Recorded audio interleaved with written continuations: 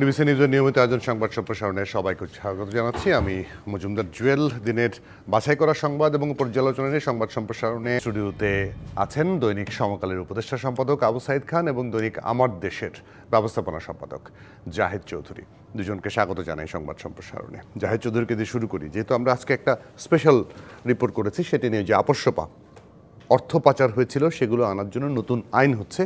সেখানে বাংলাদেশ ব্যাংকের গভর্নর আগেই বলেছেন যে একটা আপসরফার একটা ক্লজ রাখা হবে। তা আপসরফা যদি করেনি তাহলে কালো টাকা সাদা করার যে অনুমতি ছিল সেটি বাতিল করলেন কেন? একই তো কথা, ঘুরে ফিরে একই জিনিস। আপোষই যদি করতে হয় আপোষ করে আনতে হবে কেন? ধন্যবাদ আপনাকে। এটা নিয়ে আমরা এর আগেও অনেকগুলা খবর দেখেছি এই সংক্রান্ত, যে টাকা ফেরত আনার বিষয়টি। তো এর আগের রিপোর্টে আমরা যেটা দেখেছিলাম, আজ থেকে মাত্র 2 দিন আগে একটা রিপোর্ট আসছিল যে এইটার জন্য 4টা বিদেশি সংস্থাকে দায়িত্ব দেওয়া হয়েছে, যেটা প্রাইভেট কোম্পানি, যে তারা টাকাগুলো ফিরিয়ে আনবে এবং তারা কমিশনের ভিত্তিতে কাজ করবে। যেটা উন্নত দেশগুলোতে এরকম ব্যবস্থা কিন্তু আছে, যে প্রাইভেট কোম্পানিকে দায়িত্ব দেওয়া হয়, তারা লিগ্যাল বিষয়গুলা ডিসপোজ করে। অনেকটা আমরা যে লবিস্ট নিয়োগ করি অন্য বিষয়ে লোন আদায় করার মতো থার্ড পার্টি এঙ্গেজমেন্ট। তো সেই রিপোর্ট আমরা দেখেছিলাম এবং সেখানে বলা হয়েছিল যে গভর্নমেন্ট সাপোর্ট দিবে, লিগ্যাল ফ্রেমওয়ার্কের ভিতরে হবে, কিন্তু এইটা তারা মূলত কাজটা করবে। তো আজকে আপনারা যেটা করছেন যে এটা নতুন আর একটা প্রস্তাব, যে আপসপা, এবং আপনি যেমনটি বলেছেন যে ইতিপূর্বেও এ নিয়ে কথা উঠছে। যেমন শেখ হাসিনা সরকারের সময়ে শেষ দিকে এসে একটা উদ্যোগ নেওয়া হয়েছিল, আপনি জানেন, যে রেমিটেন্স যারা পাঠাবে সব আইনের ঊর্ধ্বে উঠে বলা হলো যে রেমিটেন্স যারা পাঠাবে সেটা কোনো প্রশ্ন ছাড়াই এই রেমিটেন্সগুলো গ্রহণ করা হবে।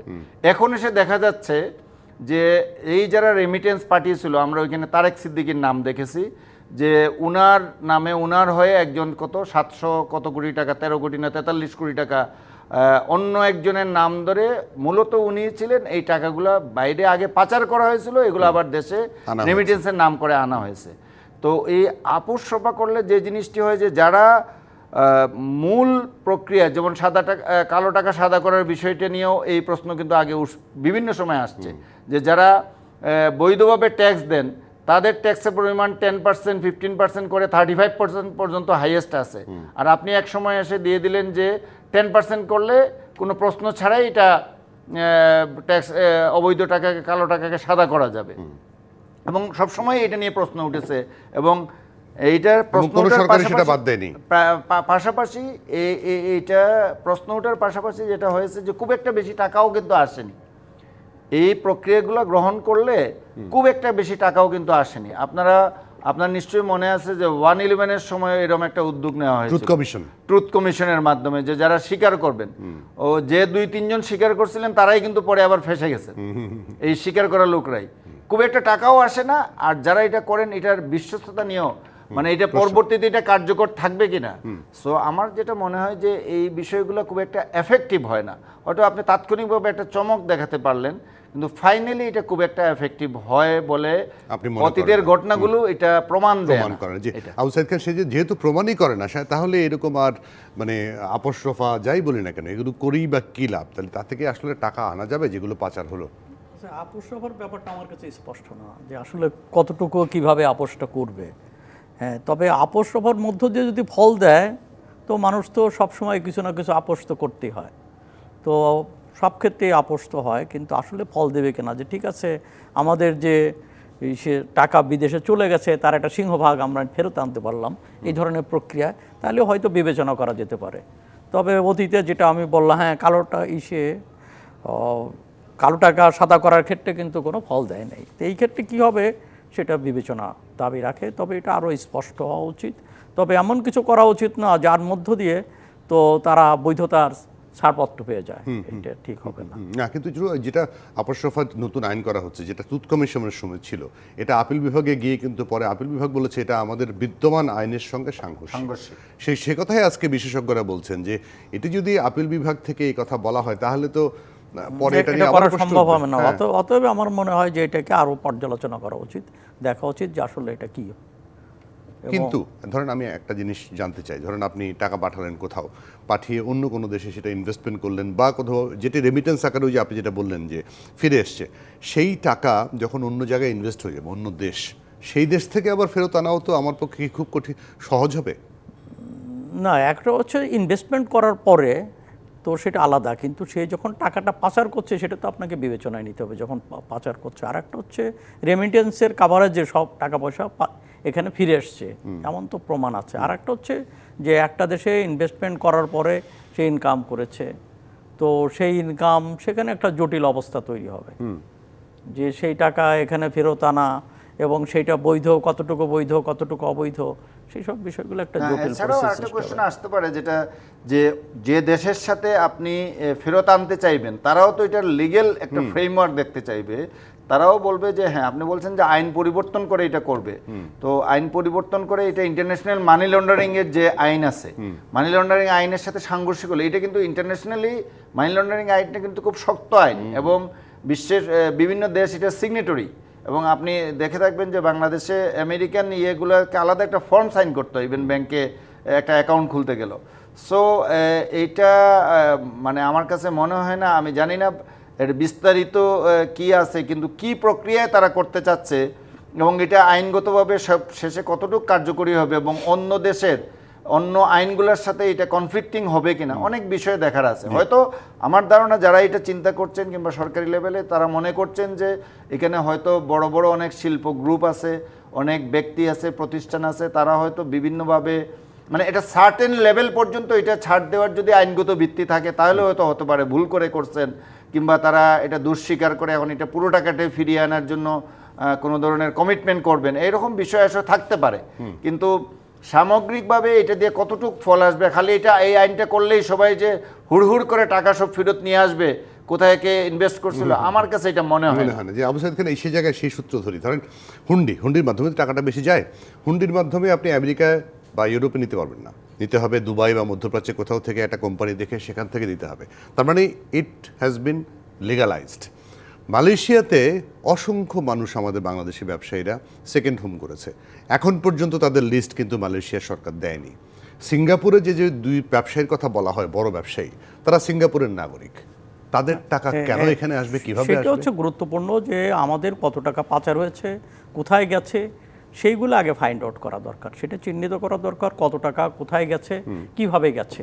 সেই তথ্য না জানলে, সেই ইতিহাস না জানলে আমরা কিন্তু এটা কোনো পদক্ষেপই গ্রহণ করতে পারবো না। অতএব সেই জায়গাগুলোকে বিবেচনা করা উচিত এবং সারা দেশে ছড়িয়ে ছিটিয়ে যারা আছে, এবং এখানে লিগেল ওয়েতে তো টাকা যায়নি বলা যায়, তো এখানে ইলিগেল ওয়েতে যে টাকাগুলো গেছে তারা কিভাবে হয়েছে। আর একটা হচ্ছে যে এটাও খেয়াল রাখা দরকার যে বিদেশে অনেকেই ওখানে তাদের শ্রমলব্ধ টাকায় তারা পুঁজি করতে পেরেছে, সেগুলো যেন ক্ষতিগ্রস্ত না হয় সেগুলো খেয়াল রাখা দরকার। কেন আমি আমার দেশের স্বার্থে, তো প্রবাসীরা স্বার্থ যাতে ক্ষুণ্ণ না হয় সে ব্যাপারে আমার ওইখানে কোনো আয় যদি তারা করে থাকেন, বিদেশে কোনো প্রবাসী যদি আয় করে থাকেন, ওইখানে কিছু না। কিন্তু বাংলাদেশ থেকে যেটা পাচার হয়েছে এটা নিয়ে কথা, এবং এটা আমার মনে হয় না যে এটা আসলে তারা ইনভেস্ট করেছেন বাংলাদেশ থেকে নিয়ে বিভিন্ন দেশে, দুবাইতে ইনভেস্ট হয়েছে, আমরা জানি বিভিন্ন জায়গায় বাড়িঘর কেনা হয়েছে, এটা একটা চ্যাপ্টার, এটাও এক ধরনের ইনভেস্টমেন্ট। তার বাইরে ব্যবসা প্রতিষ্ঠানে ইনভেস্ট হয়েছে, তারা নানাভাবে বৈধ প্রক্রিয়ায় ওই দেশগুলোতে ইনভেস্ট করেছেন। এখন ওই দেশগুলোই আমাদের কতটুকু সহযোগিতা করবে, কারণ তারা যখন টাকাটা পাচার হয়েছে তার দেশের আইনে এই টাকাটাকে সে ওইখানে কিভাবে ইনভেস্ট করতে দিল, উনি কিভাবে বৈধভাবে ওইখানে দেখালেন। এক এক দেশের কিন্তু এক এক আইন এবং এক এক প্রক্রিয়া এটা হয়। আপনি জানেন যে আমেরিকায় যদি আমেরিকান গভর্নমেন্ট মনে করে যে বাংলাদেশের কোনো সিটিজেন তার ওইখানে ইনভেস্ট করছে এবং এটা তারা ফাইন্ড আউট করবে যে এটা অবৈধভাবে এই টাকাটা ওইখানে গেছিল, এটা করা সম্ভব। এটা কিন্তু অসম্ভব নয়, কারণ তার এখানে সব হিসাবটা আছে যে কোথা থেকে আপনি কোন টাকাটা পেয়েছেন, অরিজিনালি টাকার সোর্সটা কি। কিন্তু আপনাকে কতটুকু সহযোগিতা করবে ওই দেশগুলো, আমার কাছে কেন জানি মনে হয়েছে তারাও চায় যে আমার দেশে ইনভেস্টমেন্ট আসুক। এটা আমরা যেমন বারবার বলি যে ফরেন ডাইরেক্ট ইনভেস্টমেন্ট, আর ফরেন ডাইরেক্ট ইনভেস্টমেন্ট তারা এটা না বললেও তারা কিন্তু ঘুরে ফিরে ইনডাইরেক্টলি চায়। এবং আপনি দেখেন না, এটা বাংলাদেশের শিক্ষার্থীদের ব্যাপারে আমি একটা বিষয় এখানে বলতে চাই। আমেরিকা এবং কানাডা, লন্ডন, ইউকে, এই তিনটা দেশের কথা যদি আমি বিশেষভাবে বলি, অস্ট্রেলিয়া, তো এই সমস্ত জায়গায় বাংলাদেশের প্রচুর শিক্ষার্থী পড়াশোনা করতে চায়। আমেরিকায় এক সময় এসে দেখা গেল যে এটা অনেকটা গত ৩-৪ বছর থেকে অনেকটা উদার করে দিয়েছে, কারণ আপনি বাংলাদেশ থেকে টাকা নিয়ে ওইখানে তারা পড়াশোনা করবে, সো তার এখানে এক ধরনের একটা বড় ইনভেস্টমেন্ট এর আগেই কানাডা করে দিয়েছিল, এবং তারও অনেক আগে ব্রিটেনে এটা উন্মুক্ত করে দেওয়া হয়েছিল যে শিক্ষা খাতে সুযোগগুলো দেওয়া হতো, এবং সুযোগের একটা প্রাইমারি লেভেলে অ্যাটলিস্ট কানাডা এবং লন্ডনে যেটা হয়েছে যে আন্ডার গ্রেডের স্টুডেন্টরা যাচ্ছে, এক একজন বছরে ওইখানে বাংলাদেশি টাকায় 30, 40, 50, 60 লক্ষ 1 কোটি টাকা করে খরচ করছে। এবং আমাদের দেশের এই সচিবের ছেলেমেয়েরা বলেন, বড় রাজনীতিবিদদের ছেলেমেয়েরা বলেন, এইভাবেই কিন্তু ও টাকার অন্যতম একটা অংশ পাচার হয়েছে। এক বছরের টিউশন ফি দেখা গেছে একটাতে 400 কোটি টাকা, যে 400 টাকা, ইয়েস, এটা তো রিপোর্ট হয়েছে রিসেন্টলি যে 400 কোটি টাকার টিউশন ফি নামে পাঠানো হয়েছে। অবশ্যই কেন যে যেতে চলে গেছে, যেভাবে চলে যাক না কেন, মানে তারা যদি আমি যেটা বললাম যে ব্যাগে করে নিয়ে তো আমেরিকাতে আপনি ইনভেস্ট করতে পারবেন না, আপনাকে কোনো না কোনো একটা সোর্স দেখাতে হবে। তো তারা সোর্স দেখিয়েছে, সেটা আমেরিকান গভর্নমেন্ট কেন ছাড়বে? হ্যাঁ, সেটা আছে। আর একটা হচ্ছে সব দেশের আইনে ফাঁক আছে, এবং সব দেশের আইনের তো মূল একটা কথা আছে তার অর্থনীতি স্বার্থ। সেই দেশের বিনিয়োগের ব্যাপারটা কিন্তু সেই দেশের জন্য গুরুত্বপূর্ণ। অতএব কোনভাবে কিভাবে টাকা আসছে তার চেয়ে বড় বিষয়টা তাদের যে তার দেশে বিনিয়োগ হচ্ছে কিনা, তার দেশ সমৃদ্ধ হচ্ছে কিনা, এটি কিন্তু সব দেশ বিবেচনা করে। অতএব সেই জায়গা থেকে তো টাকা ফেরত দেওয়ার ক্ষেত্রেও তো তালবাহানা আছে আইনি, এবং আইনটা প্রয়োগের ক্ষেত্রেও যেমন তালবাহানা আছে, টাকা ফেরত দেওয়ার ক্ষেত্রেও কিন্তু বিভিন্ন রকম ফাঁক ফকর আছে। তো ইচ্ছে করলেই ফেরত দেওয়া যাবে না, এটা নির্ভর করবে হচ্ছে যে সেই দেশের সাথে সম্পর্কের বিষয়টা।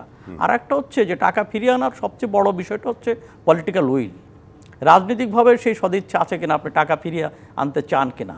এবং সেই ফিরিয়ে আনার ক্ষেত্রে সেখানে বিভিন্নভাবে এখানে যে ধনিক গোষ্ঠী যারা সরকারি দলেও থাকে, বিরোধী দলেও থাকে, বিভিন্নভাবে তাদের অবস্থান আছে, অন্তর্বর্তী সরকার দলেও থাকে। হ্যাঁ, অন্তর্বর্তী সরকার দলেও থাকে। তো তাদেরকে কতটুকু আপনি চটাতে চান কিনা, তো এই ব্যাপারটা কিন্তু ভাববার ব্যাপার। আমরা দেখি যারাই ক্ষমতায় যখনই যায় তারা এই ধনিক গোষ্ঠীকে সমঝিয়ে চলে এবং তাদের স্বার্থ রক্ষা করে। অনেক ক্ষেত্রে তারা চোখ বুজে থাকে যে তেমন কিছু ঘটে নাই। তো এই ব্যাপারটা তো আছেই। তো তারপরেও আমার মনে হয় যে কোনো আইন এর ভিতর দিয়ে তো 100% সাফল্য আসে না। তো বিষয়টা হচ্ছে যে আমাদের টাকা ফিরিয়ে আনা। তো যদি আমাদের মোটা অঙ্কের টাকা ফিরিয়ে আনতে গিয়ে যদি কোথাও পার্সেন্টেজ এটা সেটা যে ব্যাপারগুলো আছে, তো সেগুলো যদি হয় এবং এইভাবে যদি আমরা থার্ড পার্টির মাধ্যমে খরচ করেও যদি আমাদের মধ্যে টাকা ফিরিয়ে আনতে পারি, আমার মনে হয় যে সেটা আমাদের জন্য মানে টোটাল আউটকামটা কি হলো, ফাইনালি আপনি রেজাল্টটা কি আনতে পারলেন, তখন ওই সমালোচনাগুলো আর থাকবে না। আমরা যে সমালোচনাগুলো করছি ওইটা করার সুযোগ থাকবে না, যে আমি যদি দেখাতে পারি যে ইয়েস আমরা একটা বড় অঙ্কের টাকা ফেরত আনতে পেরেছি। যেহেতু আমাদের এখানে কোনো ইতিহাস সৃষ্টি হয় না, এই কারণে সমালোচনাটা আসে। ইতিহাস সৃষ্টি হলে হয়তো সমালোচনাটা বন্ধ হয়ে যাবে। একটা বিরতি নিয়ে ফিরে অন্য আলোচনা যুক্ত হচ্ছে আপনাদের সঙ্গে। দর্শক, আপনারাও থাকবেন সংবাদ সম্প্রসারণে। একটু বিরতি নিচ্ছি। বিরতি পরে আবারও স্বাগত সংবাদ সম্প্রসারণে। আমাদের সঙ্গে স্টুডিওতে অতিথি হিসেবে আছেন দৈনিক সমকালের উপদেষ্টা সম্পাদক আবু সাইদ খান এবং দৈনিক আমার দেশ পত্রিকার ব্যবস্থাপনা সম্পাদক জাহেদ চৌধুরী। আবারও স্বাগত জানাই দুজনকে। আবু সাইদ খান, সাগর রনি হত্যাকাণ্ড নিয়ে তো অনেক বছর অনেক কথা বললাম। এই সরকার ক্ষমতায় আসার পরে মনে হলো যে না, বিচারটা হয়ে যাবে, কিছু একটা হবে। 8 মাস পেরিয়ে গেছে, আজকে জানা গেল নথিপত্রই নাকি নাই। একবার বলল পুড়ে গেছে, একবার বলল হারিয়ে গেছে, একবার বলল আবার সরকার পক্ষ বলছে না, কথাটা ঠিক না। মানে কোন দিকে যাব আমরা? এখন হচ্ছে যে সবাই তো একটা কোনো না কোনো ছুতা খুঁজছে এবং যেটা করে এটাকে ডিলে করা হচ্ছে। আসলে রহস্যটাকে আমি এখনও বুঝতে পারি না। যারা এর সঙ্গে জড়িত তারা কি সরকারের চেয়ে শক্তিশালী? তাই তো মনে হয়। এইটা তো বিবেচনা অন্তত বিগত সরকার থেকে তো শক্তিশালী ছিল, এখনো যদি আবার প্রমাণিত হয় তাহলে তো অবশ্যই সেটা খুবই দুঃখজনক। তাহলে বুঝতে হবে যে সব সরকার এসে শক্তিশালী, তো মহাশক্তিশালী। তো এই জায়গা থেকে এটাকে সদিচ্ছাটা, আমি কোনো সরকারের সদিচ্ছাটা দেখিনি। আপনার খেয়াল আছে যে তখন বোধহয় সাহারা খাতুন ছিলেন স্বরাষ্ট্রমন্ত্রী, তিনি বলেছিলেন 24 ঘন্টা, 24 প্রথম আমার যদ্দূর মনে পড়ে, তারপরে বললেন 48 ঘন্টা। এই তারপরে 3 মাস, 6 মাস, 9 মাস করতে করতে আজকে 13 বছর পার হয়ে গেল, তো কোনো নেই। তো এর পিছনে তো নিশ্চয়ই তো শক্তি তো একটা আছেই। মানে সাগর রনিকে সাধারণ কেউ হত্যা করে না, এটা কিন্তু স্পষ্ট। এই ঘটনা প্রবাহের মধ্যে দিয়ে প্রমাণিত হয়েছে তারা সাধারণ কিছু না, তারা শক্তিধর ব্যক্তি এবং তারা বিভিন্ন সরকারের সাথে বিভিন্ন ক্ষেত্রে তাদের লম্বা হাত আছে এবং তারা তাল মিলিয়ে চলতে পারে কিংবা তাদের প্রভাব রয়ে গেছে। তো চিহ্নিত করা। আর একটা হচ্ছে যে আমরা তো দেখি যে কোনো কোনো হত্যাকাণ্ডের তো বিচার হয় না, এরকম হয়ে যায়। তো সাগর রনির হচ্ছে না, তারপর ওই যে কুমিল্লাতে তনু হত্যা, হ্যাঁ তনু হত্যার এটা বিচার হচ্ছে না, এগুলো ধরেই নেওয়া যায় যেগুলো হচ্ছে না। কেন হচ্ছে না আন্দাজ করা যায়, সব কিছু প্রকাশ করা যায় না, আন্দাজ করা যায়। তো আমরা আন্দাজ করতে পারি যে এটার ব্যাপার রয়ে গেছে। তবে এই সরকারের যেহেতু দল নাই, আমি কারণ হচ্ছে সবকিছু প্রকাশ করা যেত না, এখন তো নতুন বাংলাদেশ আন্দোলন গণ অভ্যুত্থান এখন নাকি যায়, তারপরেও যাচ্ছে না। আপনি নাকি বলছেন কেন? এর না, মানে এখানে অনেক কিছু যায় তো কিছু কিছু যায় না। এই আরেকটা হচ্ছে যে জিনিসটা আপনাকে বিষয়টা ভাববার দরকার, যে এই ঘটনার মধ্যে দিয়ে তো কতগুলো জিনিস সামনে এসে গেছে, যে এর সঙ্গে কি হতে পারে, কারা জড়িত থাকতে পারে, কি হতে পারে। এবং এখানে আমরা দেখলাম এমনকি সাংবাদিকরাও যে মুভমেন্ট করলো, সেই মুভমেন্টটা কিন্তু এক পর্যায়ে এসে মুভমেন্টটা দুই গ্রুপ, মানে আমাদের সাংবাদিকরা তো বিভক্ত হয়ে আছে, দীর্ঘদিন ধরে বিভক্ত হয়ে আছে। সাগরণীর প্রশ্নে কিন্তু একসঙ্গে একই মিছিলে তারা দাঁড়িয়েছিল, অনেকদিন ছিল, অনেক দিন ছিল, কিন্তু একসময় দেখা গেল যে কোন অদৃশ্য সুতার টানে আমি জানি না, তারাও কিন্তু ক্ষান্ত হলো, তারাও ঘরে ফিরলো, আন্দোলন আর অগ্রসর হলো না। তো সেখানেই মনে হচ্ছে যে এইগুলো ব্যাপারটা হচ্ছে যে অনেক ক্ষেত্রে যারা শক্তিধর তারা কারা, তো এখানে ক্ষমতা, অর্থ, শক্তি তো দুটো উৎস। আর একটা হচ্ছে যদি কোনো ব্যাপারে যদি ক্ষমতা এবং অর্থ একাকার হয়ে যায়, সেখানে মোকাবেলা করা খুব কঠিন ব্যাপার হয়ে গেছে। তবে আমরা এই সরকারের কাছে যেটা আশা করব, যে এই সরকারের তো ভবিষ্যতে রাজনীতি করার ইচ্ছা নাই, অতএব তারা এই ব্যাপারে একটা দৃষ্টান্ত স্থাপন করতে পারে এবং সেটাই সংগত। আমি মনে করি সাইদ ভাইয়ের সাথে দ্বিমত করার কোনো সুযোগ নেই। তবে এইখানে এই শক্তিধর কারা, যে যারা সরকারের আগের সরকারের সময় যে একটা অভিযোগ কিংবা একটা সন্দেহের তীর ছিল যে সরকারের স্বার্থবিরোধী কোনো বিষয়ের সাথে সাগররুনি জড়িয়ে যাচ্ছিল কিংবা এমন কিছু প্রকাশ করে ফেলছিল যেটা সরকারের জন্য খুবই বুমেরাং হতো, খুবই ভয়াবহ ঘটনা ঘটতো। এই জন্য মনে করা হচ্ছিল যে যারা এই ঘটনা ঘটিয়েছে তারা হয়তো সরকার নিজেই ঘটিয়েছে কাউকে দিয়ে, যে কারণে এটা প্রকাশ পাচ্ছে না। কিন্তু সরকার পরিবর্তনের পর খুব স্বাভাবিকভাবেই দেশের মানুষের প্রত্যাশা ছিল এখন হয়তো এই জিনিসটার একটা সুরা হবে। কিন্তু দুঃখজনক হলেও সত্য যে অন্তর্বর্তী সরকারের প্রায়োরিটির মধ্যে এই জিনিসটি নেই।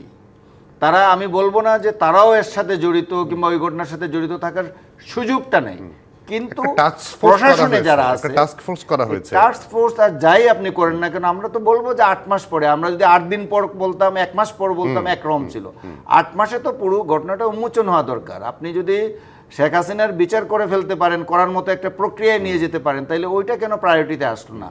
আর আমরা সাংবাদিক হিসেবে এটা আমাদের একটা ব্যর্থতা যে আমরাও এটা সোচ্চার হতে পারিনি, আমরা আওয়াজটা সেই পর্যায়ে নিতে পারিনি যে এই সাগররুনি হত্যার বিচারটাকে আমরা সাংবাদিকরাই প্রায়োরিটিতে নিতে পারিনি।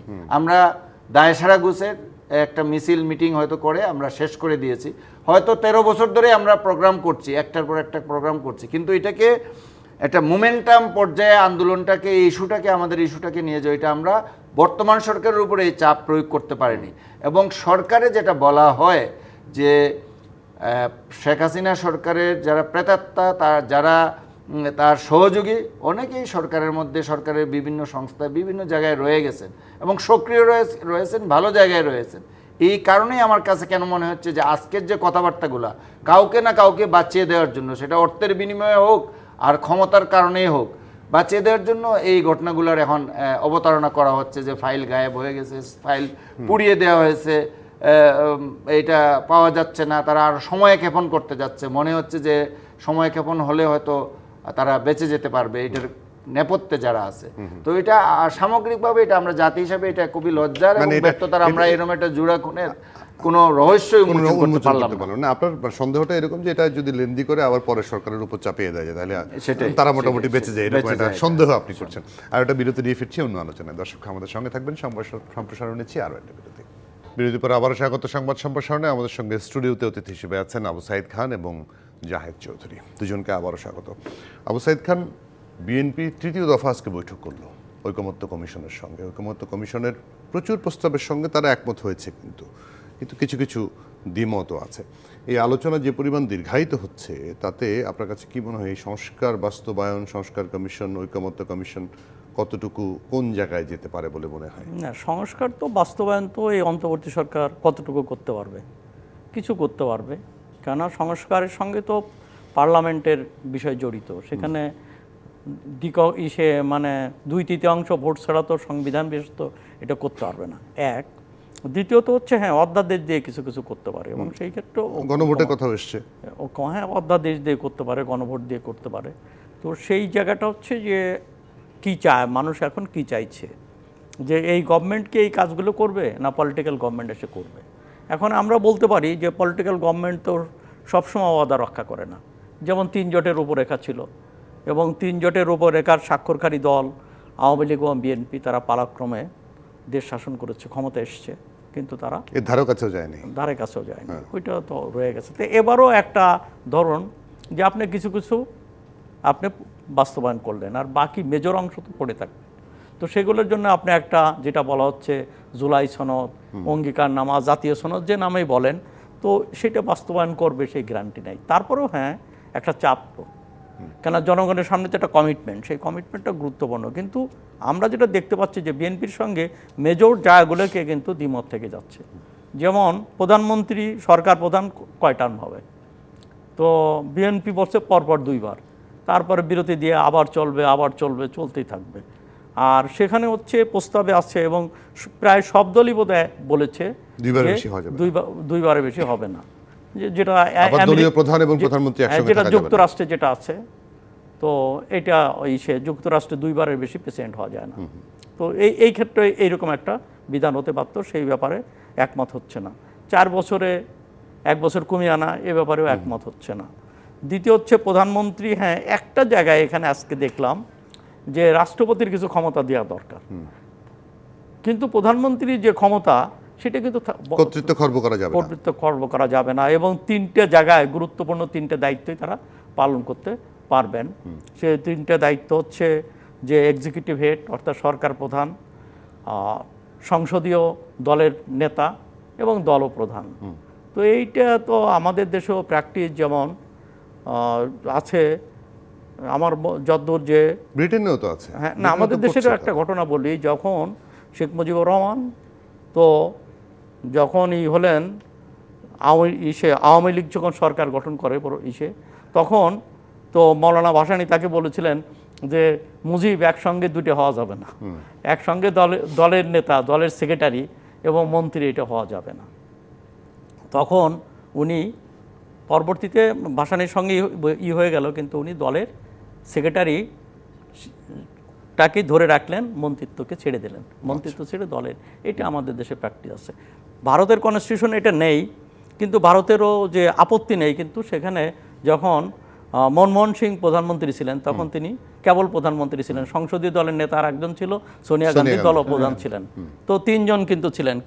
তো এইটা আমার মনে হয় যে এইটাকে ব্যাপারে এই এখনো তো তাই, নরেন্দ্র মোদী তো দলের কিছু না, হ্যাঁ সেইটা নরেন্দ্র মোদী সেটা না। তো আমার মনে হয় যে এই সংস্কৃতিটা দরকার, কেবলমাত্র আইন করে তো হবে না। আপনি ধরুন যে এই আইন করে তারপরে আমাদের দেশের জন্য আইনটা দরকার, যেমন ব্রিটেনের মতো দেশ, সেখানে আইনের দরকার নাই, পার্লামেন্টে মানে সেখানে কাস্টমগুলো নিয়ম নীতির ভিতর দিয়েই সেখানে রয়ে গেছে, রিটেন সংবিধানও নাই, লিখিত সংবিধানও নেই।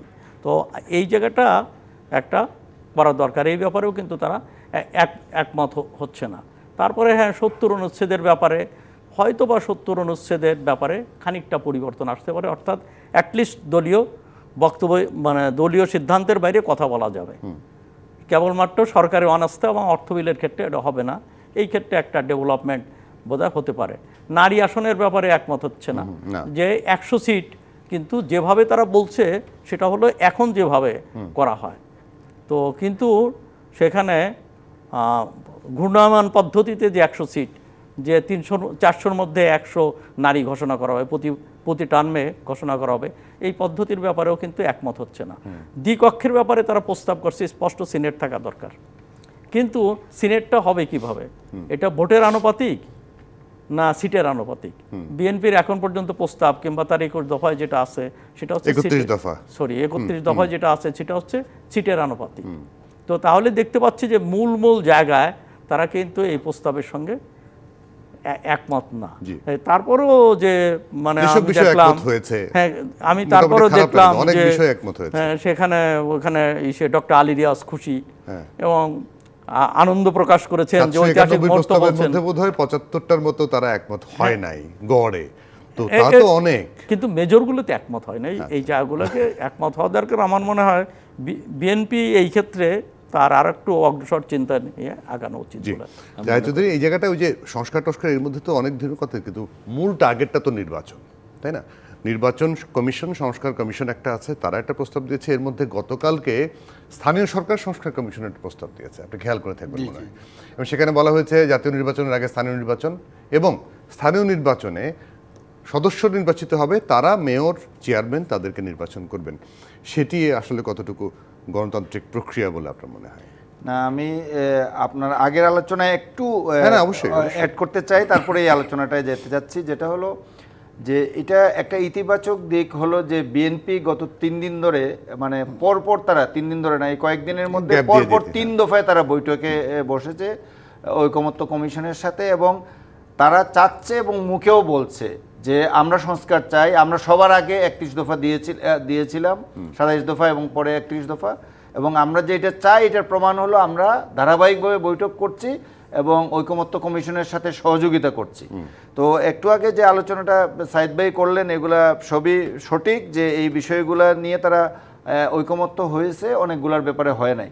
70 অনুচ্ছেদের বিষয়টি যেটা, এখানে দুইটা বেসিক বিল, অর্থ বিল এবং সরকারের ব্যাপারে অনাস্থা, এই দুইটা জায়গায় খুব স্বাভাবিকভাবেই বিএনপি তার অবস্থানটা ধরে রেখেছে যে এইখানে দলীয় হুইপিংয়ের বাইরে আলোচনা করা, ভোট দেওয়া যাবে না বিশেষ করে অন্য জায়গাগুলো। এটাও কিন্তু একটা চেঞ্জ যে আপনি অন্যান্য বিলে, আপনি সিম্পল সাধারণ বিলে কিন্তু আপনার ওপিনিয়ন রাখতে পারবেন এবং এটার মধ্যে আপনি দ্বিমত পোষণ করতে পারবেন। এটা কিন্তু একটা বড় ধরনের অগ্রগতি আমি বলবো, যে একটা যে কোনো বিলের ব্যাপারে প্রত্যেকের আলাদা একটা অপিনিয়ন থাকে। বিল মানে এটা একটা আইন হচ্ছে দেশের, তো আইন করার ক্ষেত্রে দেখা গেল হুইপিংয়ের বাইরে আপনি আপনার কোনো মতামত এখানে কাজ দিচ্ছে না, কিন্তু এখানে এটা পারবে। যদি নতুন এইটা হয়, এই দুইটা ছাড়া বাকিগুলোর ক্ষেত্রে আপনি দলের বাইরে যেতে চান, সিদ্ধান্তের বাইরে গিয়ে আপনার মতামত দিতে পারবেন, এমনকি আপনি ভোট দিতে পারবেন। ভোট দিয়ে আইনটাকে সরকার দল চাইলেও এটার বিপক্ষে গিয়ে অবস্থান করবেন, বা বিরোধী দল না চাইলেও তার বিপক্ষে অবস্থান নিতে পারবেন। এগুলো কিন্তু অগ্রগতি। আর 4 বছর 5 বছরের বিষয়টা নিয়ে আমার মনে খুব বিরোধ নাই। বড় বিরোধগুলো কোথায় রয়ে গেছে এখন পর্যন্ত আমার কাছে মনে হয়েছে যে জামাত এবং বিএনপি এই মুহূর্তে বড় দুইটা স্টেক হোল্ডার, তারা যে প্রপোর্শনেট নির্বাচনের ব্যাপারে জামাত কিন্তু খুব জোর দিচ্ছে, বিএনপি এটার ব্যাপারে মোটেও রাজি হয় নাই। আমার কাছে মনে হচ্ছে অনৈক্যের জায়গাগুলো, যদি আমি একটু উনি ঐক্যের জায়গাগুলো বলছেন, অনৈক্যের জায়গাগুলো যে এই জায়গাটার মধ্যে একটা ঐকমত্যে পৌঁছাটা জরুরি, এবং আদৌ এটা পৌঁছবে কিনা, কে ছাড় দিবে, কারণ এইটার ব্যাপারে দুইটা দলই কিন্তু রিজিট। কারণ এইখানে একটা বিষয় আছে, এই দুই জায়গায় তারা দলীয় দৃষ্টিভঙ্গিটা দেখছে। আমার কাছে মনে হয়েছে জামাত মনে করছে প্রপোর্শনেট হলে আমি তুলনামূলকভাবে বেশি আসন পাবো, সুতরাং এইটার ব্যাপারেই আমি রিজিট। বিএনপি মনে করছে যে না, এখন যে পদ্ধতি আছে প্রপোর্শনেট না করে যে পাস করে কনস্টিটিউয়েন্সি ওয়াইজ হলেই আমি বেশি পাবো, সুতরাং এখানে কেউ ছাড় দিতে চাচ্ছে না। আবার এনসিপি যেটা বলছে আপনার গণপরিষদের নির্বাচন, তো এটা থেকে তারা যখন বিএনপি রাজি হচ্ছে না, তখন তারা বলছে আচ্ছা ঠিক আছে আমরা সেটাতেও রাজি, দুইটাই দায়িত্ব তারা পালন করবে, যারা ইলেক্টেড হবে তারা দুইটা দায়িত্বই পালন করবে। এখন আমার মনে হয় যে ঐক্যের জায়গাগুলো আসলো, এবং যেটা উনি বলছেন যে আপনি জুলাই সনদ চার্টার করে যদি আপনারা সবাই মিলে এখানে সিগনেচার করে, তাইলে তাদের উপরে একটা প্রেশার ক্রিয়েট হবে এবং তারা এটা বাস্তবায়ন করতে অনেকটা বাধ্য হবে, যে এটা জনগণের ম্যান্ডেট আছে। শুধু তাই নয়, বাধ্য হোক আর না হোক, চাপের মধ্যে থাকবে। চাপের মধ্যে শুধু তাই নয়, এখানে আরেকটা বিষয় আছে আপনাকে বলি, যে বিএনপি যদি কোনো কারণে 2/3 মেজরিটি না পায় কিংবা নাই পেতে পারে, এটা খুবই স্বাভাবিক, যে কেউ, বিএনপির কথা আমি বলছি, যে তো 2/3 মেজরিটি না পেলে অন্য দলের সহযোগিতা লাগবে এটা পাস করতে গেলে। তো এখানে যদি সবাই আগে থেকে এগ্রিড থাকে, তাইলে বিরোধী দলেও যারা থাকবেন তাদের উপরে একটা চাপ থাকবে যে তুমি আগে এটা সাইন করেছো, এখন তুমি এটাকে সমর্থন যোগাও। সুতরাং এটা বিএনপির জন্য আরেকটা সুবিধার পথ হচ্ছে, যে আমি চাচ্ছি এটা এই নিয়মে করবো, সুতরাং এটা একটা সুবিধা হচ্ছে। কথার কথা যে 4 বছর 5 বছর, যে 5 বছরে যদি এখন এগ্রিড হয়ে যায়, তাইলে বিএনপি যখন এটাকে অন্য কোনো চেঞ্জ আনতে চাইবে যে সমস্ত জায়গায়, তখন বিরোধী দলগুলো তাকে সমর্থন দিতে হবে, 70 অনুচ্ছেদের ক্ষেত্রেই বলেন কিংবা অন্য জায়গায় বলেন। আর আরেকটা বড় জিনিস, যে যদি আমাদের বাংলাদেশের পার্লামেন্টটা দ্বিকক্ষ বিশিষ্ট হয়, যেটা বিএনপি রাজি কিংবা বিএনপিরও এটা প্রস্তাবের মধ্যেই 31 দফার মধ্যে ছিল, তো এটা কিন্তু সম্পূর্ণ নতুন একটা জিনিস হবে বাংলাদেশের পার্লামেন্টে, দ্বিকক্ষ বিশিষ্ট পার্লামেন্ট। এবং এইখানে যে বিরোধটা রয়ে গেছে যে বিএনপি বলছে যে এটা যত সিট পাবেন তার আনুপাতিক হারে, আর ওরা বলছে যে না টোটাল যে ভোট পাবেন যে দল, এটা জামাতের কিংবা অন্য দলগুলোর এই প্রস্তাবগুলো রয়েছে যে পিআর পদ্ধতি যেটাকে বলছে। কিন্তু এটা একটা নতুন ইয়ে হবে, এবং এইখানে যেটা বলা হচ্ছে যে আপনি চাইলে যদি সৎ থাকেন ঠিক থাকেন তাইলে চাইলে এখানে যোগ্য ব্যক্তিদের যারা প্রফেশনালি যোগ্য আছে, যে এক্সপার্টিজ আছে, যেটা আমরা দেখছি যে কামাল হোসেনের মতো লোক বছরের পর বছর নির্বাচিত হতে পারতো না, সুতরাং পার্লামেন্টে উনি সংবিধান প্রণেতা হয়ে পার্লামেন্টেই যেতে পারতেন না। এইরকম যারা রোগ, ভারতের রাজ্যসভার মতো এইরকম যারা বিভিন্ন, সাইফুর রহমানের ক্ষেত্রে প্রথমবার যেটা ঘটেছিল যে অর্থমন্ত্রী উনি এখানে এক্সপার্ট কিন্তু উনি নির্বাচনে জিততে পারেন। তো এইরকম লোকগুলোকে আপনি এখানে আনতে পারবেন এবং এক্সপার্টিসটা ডেভেলপ করতে পারবেন। আর একটা জিনিস আমি এখানে বলছি যে 100 সিট নিয়ে যে বিরোধটা হচ্ছে, আমার মনে হচ্ছে যে এটা হয়তো শেষ পর্যন্ত একটা সমঝোতায় যেতে পারবে। সরাসরি ভোটের ব্যাপারে বিএনপি তার আপত্তি অব্যাহত রাখছে, যতটুকু আমি নারী আসনের 100 সিটের ব্যাপারে এটা প্রপোর্শনালি হয়তো বিএনপি এক সময় সেটা আবার নারী বিষয়ক সংসদ কমিশন বলেছে। আচ্ছা, আপনি এখন যেটা বলছিলেন এটা তো সরকারের একটা সিদ্ধান্ত। আমি যেটা স্থানীয় সরকার নির্বাচন এটা নিয়ে কিন্তু সর্বশেষ যেটা রিপোর্ট আসছে, কমিশন তাদের রিপোর্ট দিয়েছে, প্রস্তাব দিয়েছে ঠিকই, কিন্তু অন্তর্বর্তী সরকার এটা থেকে অলরেডি সরে এসছে। তারা মনে আর খুব একটা বিরোধে জড়াতে চাচ্ছে না, পলিটিক্যাল পার্টিগুলো বিশেষ করে বড় রাজনৈতিক দল বিএনপির সাথে জড়াতে চাচ্ছে। একদম পরিষ্কার। জাহেদ চৌধুরী এবং আবু সাইদ খান দুজনকে অনেক ধন্যবাদ, কৃতজ্ঞতা আজকে আমাদেরকে সময় দেওয়ার জন্য। দর্শক আপনাদেরকে ধন্যবাদ, আপনারা আমাদের সঙ্গে ছিলেন। এই ছিল আজকের সংবাদ সম্প্রসারণে।